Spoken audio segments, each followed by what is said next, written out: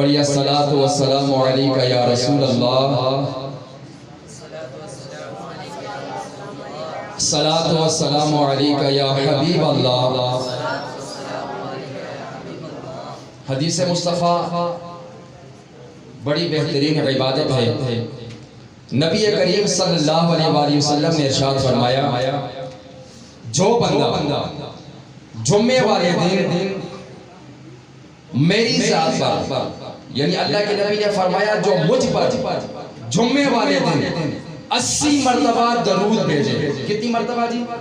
صرف 80 مرتبہ درود بھیجے، اللہ تعالیٰ اس کے 80 سال کے گناہ معاف فرما دیتا ہے۔ اور درود ایسی عبادت ہے، اللہ کے نبی نے فرمایا جو آدمی جمعے والے دن عصر سے لے کر مغرب تک 200 مرتبہ درود بھیجتا ہے۔ کتنی مرتبہ جی؟ 200 مرتبہ۔ فرمایا اللہ تعالیٰ اس کے 200 سال کے گناہ معاف فرما دیتا ہے۔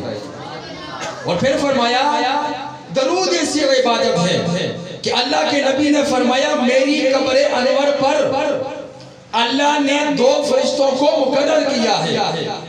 ان 2 فرشتوں کی ڈیوٹی یہ ہے کہ دنیا عالم کے جس کونے سے بھی میری ذات بابرکت پر درود بھیجا جاتا ہے، نعرہ تکبیر، نعرہ رسالت، نعرہ رسالت، سیدی مرشدی، لبیک یا رسول اللہ، لبیک لبیک لبیک یا رسول اللہ، لبیک لبیک لبیک یا رسول اللہ، لبیک لبیک لبیک یا رسول اللہ، لبیک لبیک لبیک یا رسول اللہ، لبیک لبیک لبیک یا رسول اللہ، لبیک لبیک لبیک یا رسول اللہ، لبیک لبیک لبیک یا رسول اللہ، لبیک لبیک لبیک یا رسول اللہ، لبیک لبیک لبیک یا رسول اللہ، لبیک لبیک لبیک یا رسول اللہ، لبیک لبیک لبیک یا رسول اللہ، لبیک لبیک لبیک یا رسول اللہ، لبیک لبیک لبیک یا رسول اللہ، لبیک لبیک لبیک یا۔ میں اس بزم میں علماء کرام تشریف لائیں، ان کو اس اہل خانہ میں، اس گھر میں تشریف لانے پر دل کی اتھا گہرائیوں سے خوش آمدید کہتا ہوں۔ اللہ کے پاک نبی صلی اللہ علیہ وآلہ وسلم نے ارشاد فرمایا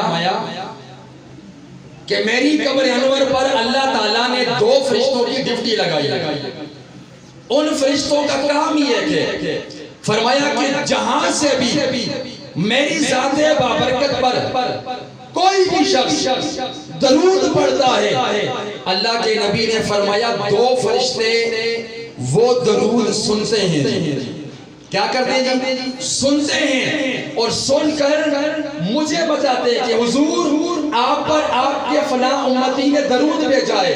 لیکن فرمایا جمعے والے دن عصر سے مغرب تک جو میرا امتی مجھ پر درود بھیجتا ہے، اللہ کے نبی نے فرمایا ویسے عام دنوں میں مجھے وہ فرشتے بتاتے ہیں، لیکن جمعے والے دن عصر سے مغرب تک مجھے وہ نہیں بتاتے، میں خود اپنے ان کانوں سے سماعت بھی کرتا ہوں اور ان کے درود کو سن کر ان کو جواب بھی دیتا ہوں۔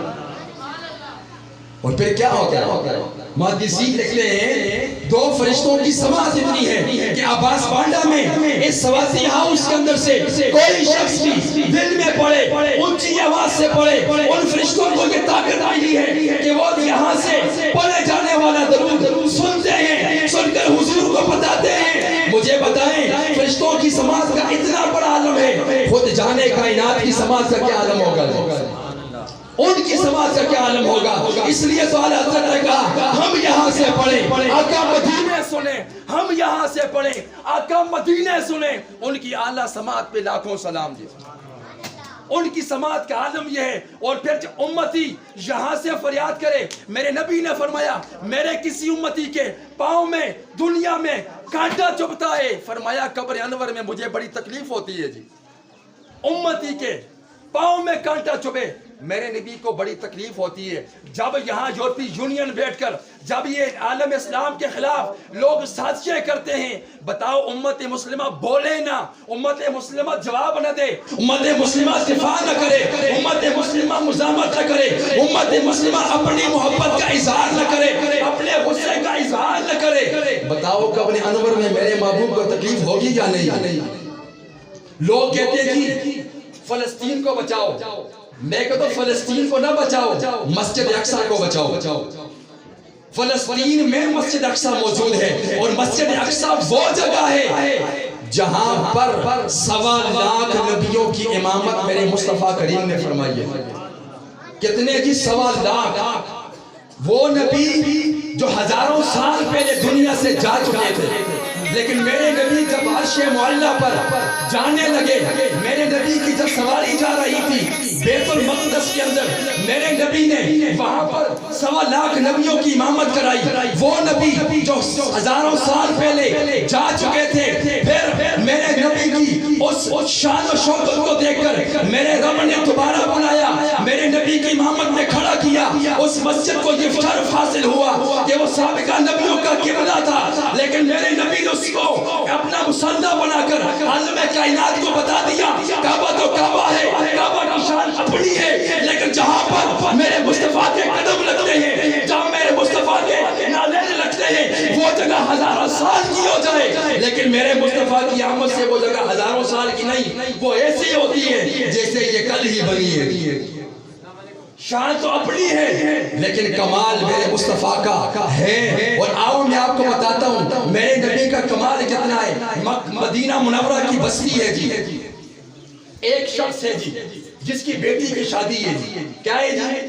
ہم کیا کرتے ہیں جی, ہماری بیٹی کی شادی ہوتی ہے, ہماری بہن کی ہوتی ہے, ہم پہلے جاتے ہیں چاچا کے پاس, چاچا جی میرے پاس پیسے نہیں ہیں, آپ میرے ساتھ تعاون کریں. ماموں کے پاس جاتے ہیں, پھوپھی کے پاس جاتے ہیں, خالہ کے پاس جاتے ہیں. لیکن ایک رشتہ ایسا بھی تھا, میرے نبی کی بارگاہ میں ایک شخص آیا, اس نے کہا حضور میری بیٹی کی شادی ہے, میرے پاس مال نہیں ہے, اسباب نہیں ہے, وسائل نہیں ہے, مسائل ہی مسائل ہیں, آقا کوئی حل فرما دے. میرے نبی نے فرمایا کل آنا. کب آنا جی؟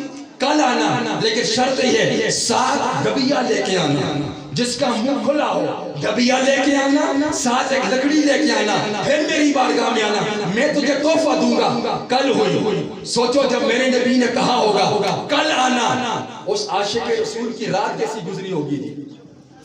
آپ سے کوئی کہے جی, آپ سے کوئی M.A. کہے کل آنا, کل تو آپ کاٹن کا سوٹ, کالی واسکٹ, بہترین پرفیوم, زبردست قسم کا آپ بھوت لگا کر یہاں سے جب آپ جائیں گے, آپ جب پہنچیں گے کہا کہ یار مجھے تو M.A. صاحب نے بلایا ہے, وہ بھی تو عاشق رسول ہوگا جس کو اللہ کے نبی نے کہا کل آنا. کل جب حضور کی بارگاہ میں پہنچا, اللہ کے نبی نے اپنی بازو مبارک سے ایک آستین اوپر کی اور اس ڈبیا کے اندر اپنا پسینہ مبارک ڈالنا شروع کر دیا. جب ڈبیا کے اندر پورا پسینہ مبارک ڈالا, ڈبی بھر گئی, کہا یہ لے کے جاؤ اپنی بیٹی کو میری طرف سے تحفہ دے دے. جب تحفہ دیا نا, وہ لے کے گیا اور پھر کہا کہ جب اپنی بیٹی سے کہہ دینا اللہ کے نبی نے تحفہ دیا ہے, استعمال کرنا, اس کی برکتیں تجھے ملیں گی. لیکن میں بتاتا ہوں میرے مصطفیٰ کے جسم کے ساتھ لگنے والی اس ہر معمر, ہر معطر, ہر قسم کی خوشبو کا, ہر قسم کی وہ جو میرے مصطفیٰ کے جسم سے لگ جائے, اس کا عالم کیا ہوتا ہے. پھر جس گھر میں وہ جس نے مصطفیٰ کے ساتھ لگی ہوئی متبرک شے موجود ہوتی ہے, اس گھر کا تو گھر کا, اس ہستی کا, اس شے کا جو میرے مصطفیٰ کے جسم سے لگ جائے, اس کا کیا عالم ہوتا ہے. میرے نبی نے ڈبیا مبارک دی, وہ لے کے چلا گیا. کہتے ہیں راوی لکھتے ہیں جب وہ ڈبیا میرے مصطفیٰ کے ہاتھ مبارک سے لے کر دوسرے کے گھر گئی, پہنچی, اس نے رکھی. شادی کے بعد آہستہ آہستہ اس ڈبیا کے اندر سے پسینہ مبارک اپنے جسم پہ لگاتی ہے, کپڑوں پہ لگاتی جی. راوی فرماتے ہیں جس گھر میں وہ ڈبیا موجود تھی, فرمایا اس گھر کا نام اس کے بعد خوشبوؤں والا گھر بدل گیا. کیا وہ خوشبوؤں والا گھر؟ فرمایا مدینے کے اندر ہر کوئی اس گھر کو آتا, اگر کوئی شخص پریشان حال ہوتا, اللہ کے نبی کے پسینے مبارک کی خوشبو سون کر اس کے سارے غم دور ہو جاتے. یہ برکت میرے مصطفیٰ کے پسینے مبارک کی ہے. اور پھر فرمایا ایک ایسا صحابی رسول ہے کہ میرے نبی نے اپنے جسم مبارک پر پچھنا لگایا جی، خون مبارک نکالا، نکالنے کے بعد ایک ڈبیا میں ڈالا، اپنے صحابی سے کہا اے میرے صحابی سے لے کے جاؤ کہیں دور جگہ پر دفنا دو۔ اس نے کیا کیا، ڈبیا دی، دروازے سے باہر نکلا، نکل کے سوچا یار اگر زمین پہ دفناؤں گا اوپر سے کوئی انسان پاؤں رکھ کے جائے گا بے ادبی ہو جائے گی، اگر اس خون مبارک کو کہیں دفناؤں گا اوپر سے کوئی انسان چلا جائے، کوئی جانور چلا جائے، کسی نے پیشاب کر دیا، یہ تو خون مصطفیٰ ہے، اس کی تو بے ادبی ہوگی۔ اس نے کیا کیا کر دیا، پی لیا جی سارا۔ پینے کے بعد دوبارہ آئے، میرے آقا نے پوچھا میرے غلام خون کہاں دفنائے ہو؟ کہا آقا میرا عشق نہیں مانتا تھا، عقل تو کہتی بھی دفنا دے، عشق کہتا نہیں خون مصطفیٰ ہے، یہ اللہ کے جسم سے نکلا وہ خون بے ادبی نہ ہو جائے۔ حضور میں نے آپ کے محبت میں وہ خون مبارک پی لیا ہے۔ میرے نبی نے فرمایا میرے غلام اللہ تعالیٰ تجھے مرتے دم تک دو انعامات انعام فرمائے گا۔ پہلا انعام یہ ہے اللہ تجھے مرتے دم تک پیٹ کی ہر بیماری سے محفوظ فرما لے گا۔ دوسرا یہ شرف ہے قیامت والے دن میرا اللہ تجھ پر اس خون کی برکت سے آگے نار حرام کر دے گا۔ پھر بتاؤ جی جس گھر میں ولادت مصطفیٰ ہوئی ہو، جس ماں کے بطن سے میرا مصطفیٰ باہر آیا ہو، پھر بتاؤ لوگ کہتے ہیں جی معاذ اللہ استغفر اللہ والدین مصطفیٰ کے بارے میں کیسی بہودہ گفتگو کتابوں میں لکھی ہوئی ہے۔ میں کہتا ہوں میرے نبی نے فرمایا آدم سے لے کر عیسیٰ تک، عیسیٰ سے لے کر میرے والد تک، میں ہر پشت سے، ہر نسل میں، ہر نسل سے، ہر خاندان میں، ہر خاندان سے سیدہ آمنہ کی گود تک فرمایا اللہ نے مجھے ہر پاک ہر بہترین نسل میں پیدا فرمایا ہے۔ اللہ کریم کی بارگاہ میں دعا ہے مولا جس گھر میں کھڑے ہیں اس گھر میں بھی برکتیں نازل فرما، اور ہم گناہگاروں کے اگلے پچھلے سارے گناہ اس محفل پاک کے صدقے سے معاف فرما۔ وما علیہ الا البلاغ۔